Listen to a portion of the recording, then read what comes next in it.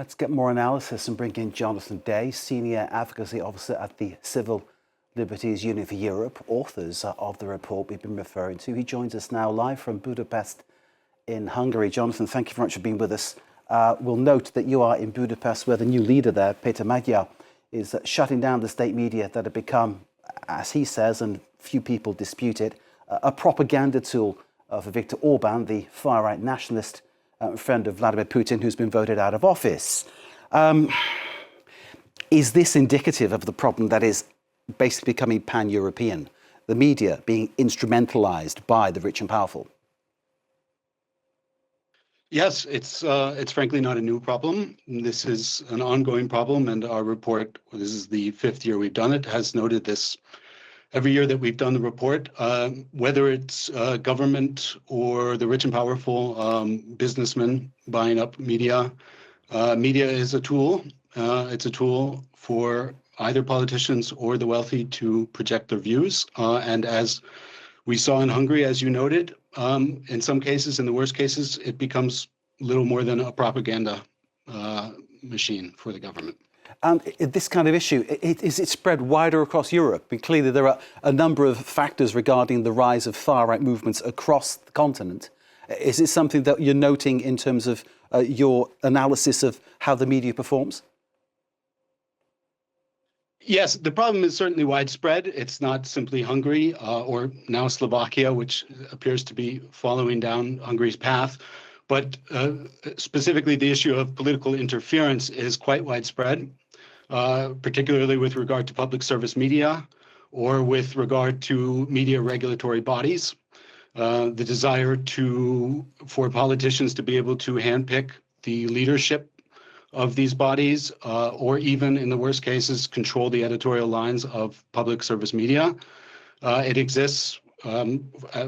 Italy, Spain, not simply Hungary, all across the bloc, there are issues, and of course they range in magnitude, but there are issues with the independence of media all across the bloc. Jonathan, I'm working for, as you're probably aware, a state-owned media group, France 24, part of France Media Monde.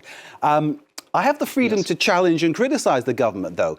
Because I'm working for the state media doesn't mean to say that I'm part of an apparatus. I can criticise Emmanuel Macron if that criticism is due. I just have to apply journalistic terms to do that. But in other countries that we're talking about, this is where this is being denied by either a law, some kind of legislation, or behind that, more insidiously, pressure being put on people because of who owns what. That's the problem, isn't it, I think?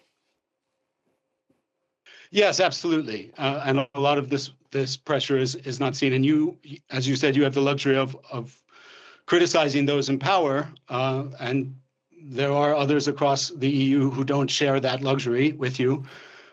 But it's not simply behind the scenes political pressure or literally putting your thumb on the scale. But even in countries such as Ireland or France or other Western traditionally strong democracies, the threats take the form of uncertain funding for public service media or threats to cut the budget. And we heard from your piece just now, this is the excuse, or one of the excuses that's being bandied about to reform public service media in France, is the cost.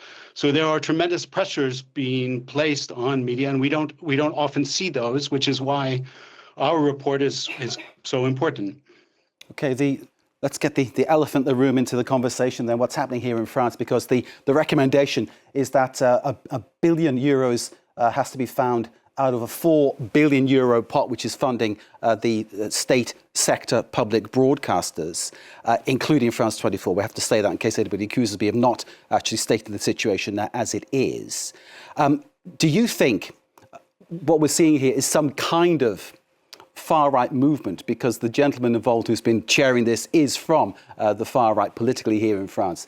Some kind of far-right movement looking to exert some kind of control on what happens here in this country, looking to reduce the number of questions that are asked, awkward questions in particular, and also play into the hands of certain rich individuals, the likes of Vincent Bolloré, who already owns Canal+, which has a real hard-line nationalist tone in how it treats news and how it treats debate. Do you think underneath all of that is a real plan to try to change the very nature and get rid of the impartiality of channels like ours? It's certainly possible. I think, yes, to be very honest, that appears to be the case, and it's again, it's nothing new. When before the change of hands of power in Poland, of course, PIS took control of the media there. Obviously, we've talked about Orban taking control of the media in Hungary, and in Slovakia, Robert Fico's government is doing the same thing. If you look across the Atlantic, it's really no different what's going on there with Trump's billionaire friends buying up media.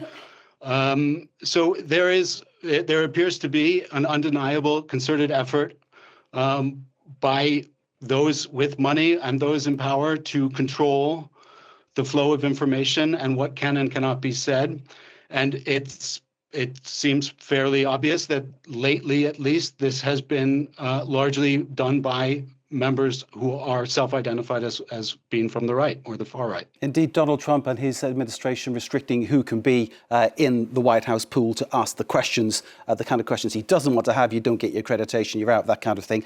There's a great quote it's always on the masthead of the Le Figaro newspaper. It's from Beaumarchais, and I'll put it into English. Without the freedom to criticise, there's no genuine praise. If you can't, as a journalist, ask the questions without fear, without favour, just ask the questions that need to be asked, then basically all we're doing is either writing a press release or being some kind of a media representative or doing some kind of publicity or advertising for somebody, which of course isn't fulfilling the democratic role that journalists need to do. This is the problem.